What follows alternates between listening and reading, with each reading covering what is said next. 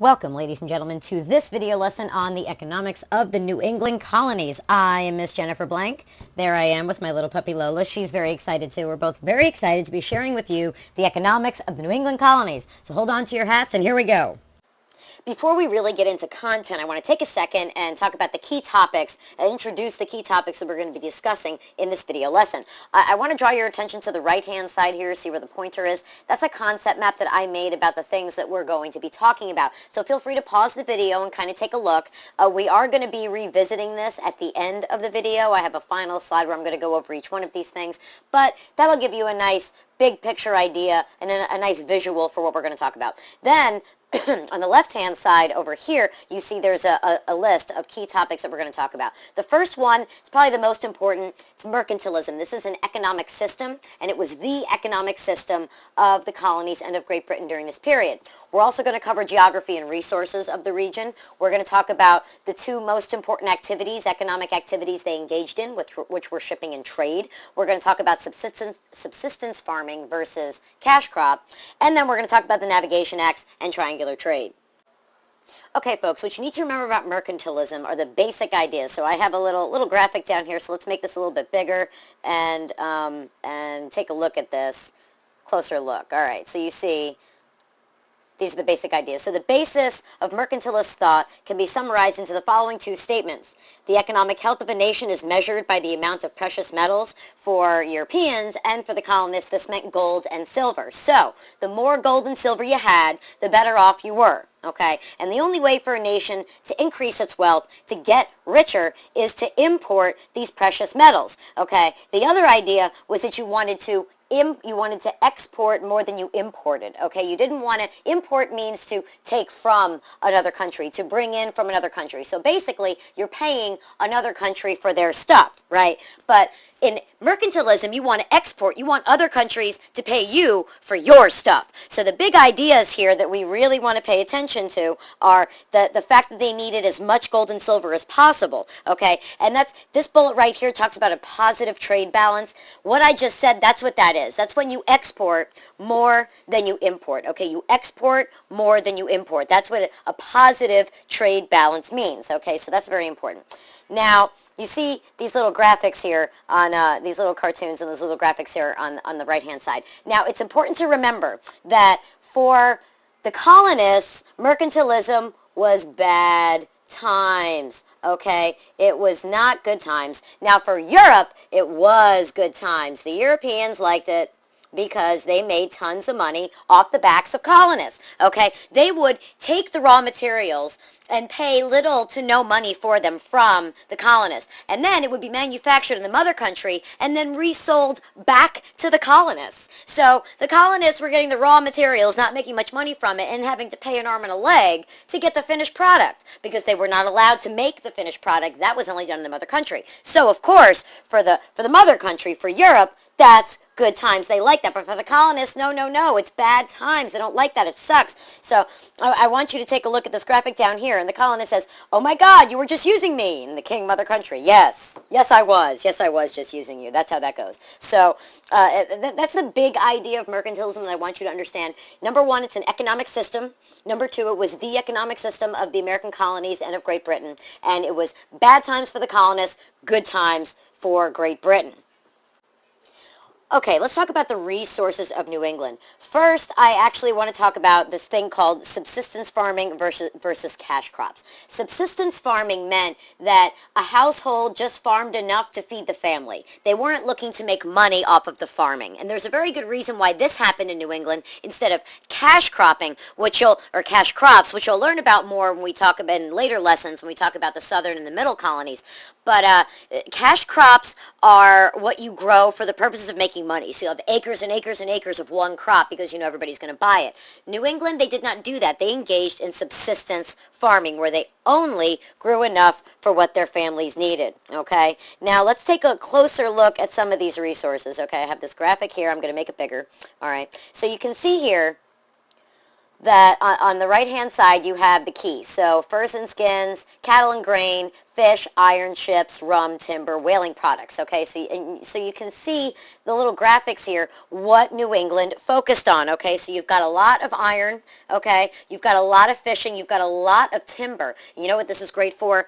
Building ships. Building ships was awesome in New England. So they had the lumber, they had the timber for the ships, but they also had the iron. Okay, so they had the iron because you needed that to build ships as well. They also made a lot of rum, which is big in triangular trade, and there was a lot of shipping.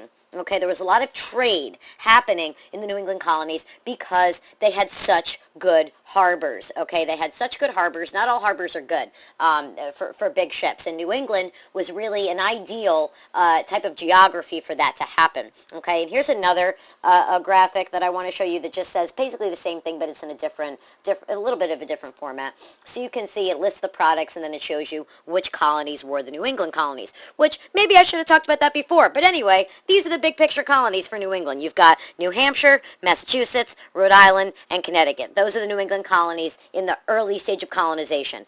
Maine comes later. Some other colonies come later. But for right now, that's what we're going to talk about. Now, climate. We need to talk about climate for a second. Let's make this one big too. All right, let's take a look at this. So they had a cool climate, which gave them like the worst possible soil fertility possible. This is why they couldn't grow much. This is why they could only be subsistence farmers. And it's also why they didn't need a lot of slaves. Remember that. New England did not need very many slaves. That's going to be important as we move forward and we talk about the Civil War at the end of the year. Okay, so that's going to be important. Because of this cool climate and terrible soil fertility, they had the shortest growing season. Okay, they had short, warm summers and long, cold winters. Okay, so this is not good times. This stuff right here contributed to them not being able to grow much of anything. Okay, so it's important to remember that about the climate. Okay, the Navigation Acts were a series of acts passed by the British Parliament in an effort to help them raise more money and to control trade in the colonies. The first graphic I want to show you is going to explain a little bit why this was happening. So in the 1620s, England had a severe depression. Okay, you see right here, England had severe depressions. Okay, so they needed a balance of trade happening. They needed to export more than they imported. Remember, we talked about what balance of trade was on a previous slide. So colonies had these essential commodities, these raw materials. It's another way of saying raw materials the mother country needed to manufacture and try to make more money. So because they were in a depression and they were short on cash, they did not allow the colonies to compete with foreign states. Okay, and that's what the Navigation Acts were designed to prevent, that the colonies would only trade with Great Britain and only trade certain things each way. I'll talk more about that in a second. The first Navigation Acts were passed here, 1650 to 1651, but there would be several Navigation Acts that we're going to talk about. Okay, so let's just give you an overview of what those things were, what those acts were. So 1651, Parliament passes the first Navigation Act, and so what this required, and you can see here, you can follow along with me here, that all goods imported coming into England from somewhere else or the colonies be carried only on English ships, and that the majority of each crew be English. What that meant was that it was absolutely impossible for the colonies to trade with other countries and not break the law. Okay, now, did they trade with other countries? Did they break the law? Oh, yeah, they did. There was all kinds of smuggling happening. But the fact that Parliament passed this meant they were trying to control that trade and prevent the American colonies from trading with anyone but England. Okay, the world's gold and silver was also fixed. This idea that one nation could gain wealth only at the expense of another. Okay, the idea that there's only a certain amount, a fixed amount, a specific amount of gold and silver, and so the goal of a country was to get as much as possible, and in order to do that, you would take it from someone else. Okay. In 1660, there was another Navigation Act. See, before, ships' crews only had to be half. Now they have to be three-quarters English, okay, or just a majority. Now they have to be three-quarters, okay? And then they had a list of enumerated goods. What enumerated means to list. That's what it means. So in the Navigation Act of 1660, the British listed specific things that the colonies had to that had to buy from England, and that they could not make themselves, which was a major problem.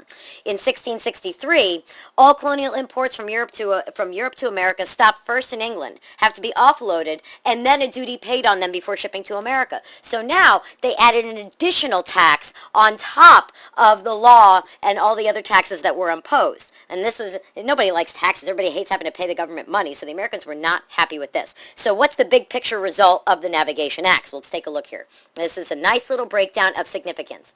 England had a monopoly on tobacco and sugar from the Chesapeake and West Indies. Okay? Customs revenues increased. Those are taxes on imports.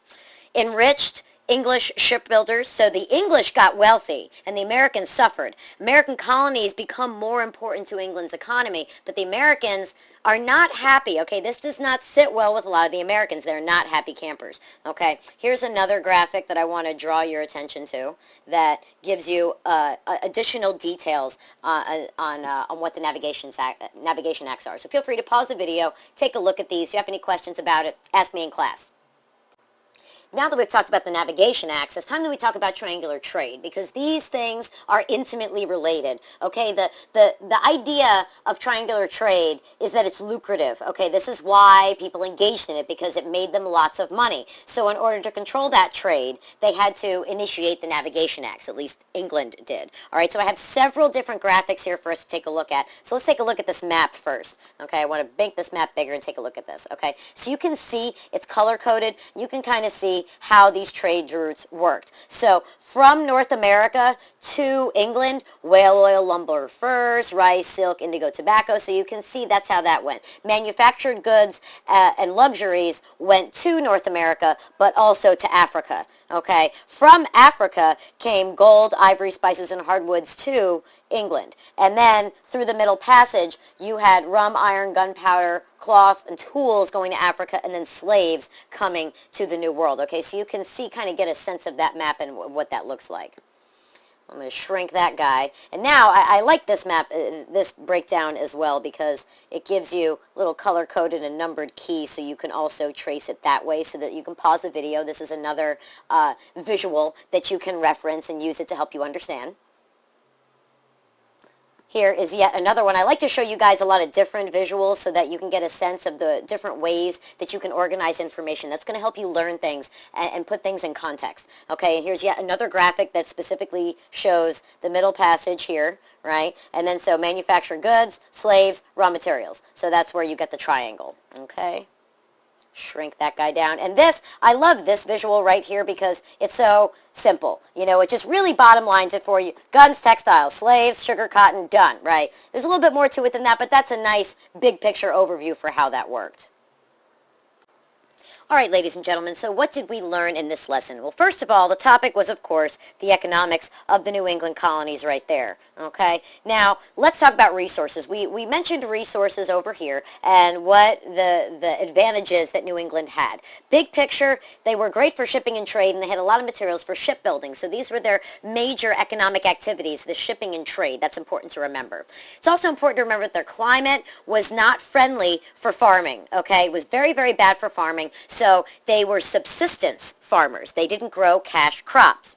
We also want to know in terms of geography what the colonies were. So we have Massachusetts, Rhode Island, Connecticut, and New Hampshire. Those were the key New England colonies, all right? And then we also discussed this idea of mercantilism. That is so important. I'm just going to like circle like crazy. Mercantilism, very important. It's an economic system that encourages exporting over importing and getting as much gold and silver as humanly possible. It's very, very important. All right, we talked about triangular trade and that how that was very lucrative for the English, and why we also talked about the Navigation Acts and why the English felt they needed to do that and what they got out of it. It was designed to control trade in the colonies. I hope you learned what you needed to, and I will see you in the next video.